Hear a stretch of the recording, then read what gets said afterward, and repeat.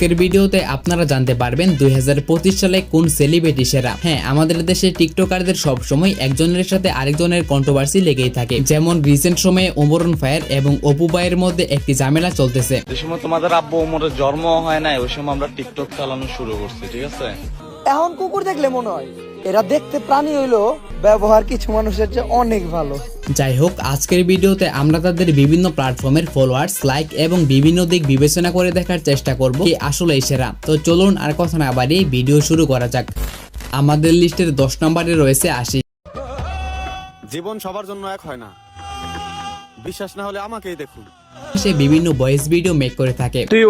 তাহলে তোমার মনে তুমি আমাকে সামলায় রাখো, কারণ যদি আমি একবার হারায় যাই আর কখনোই তুমি আমাকে খুঁজে পাবা না।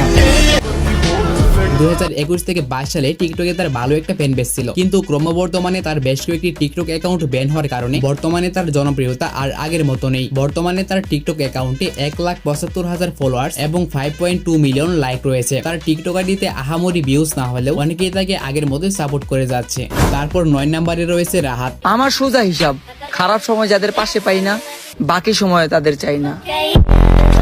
এক সময় তার বিভিন্ন ভিডিওর মাধ্যমে টিকটকের ট্রেন্ডিং কাঁপালেও বর্তমানে তার জনপ্রিয়তা অনেকটাই ডাউনফল। এর কারণ হিসেবে উল্লেখ করা যায় রিসেন্ট সময়ে সে তার ওয়াইফকে নিয়ে বিভিন্ন ভিডিও মেক করতেছে।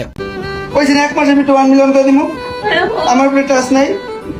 হ্যাঁ, এতে করে অনেকেই তার এই ভিডিওগুলো অনেকেই অপছন্দ করতেছে। যাই হোক, রাহাতের টিকটক আইডিতে বর্তমানে 1.5 মিলিয়ন ফলোয়ার্স এবং 33 মিলিয়ন লাইক রয়েছে। আরো একটি কথা উল্লেখযোগ্য, তার বেশ কয়েকটি আইডি অলরেডি ব্যান হয়েছে। এরপর 8 নম্বরে রয়েছে কি বলবো, যাই হোক।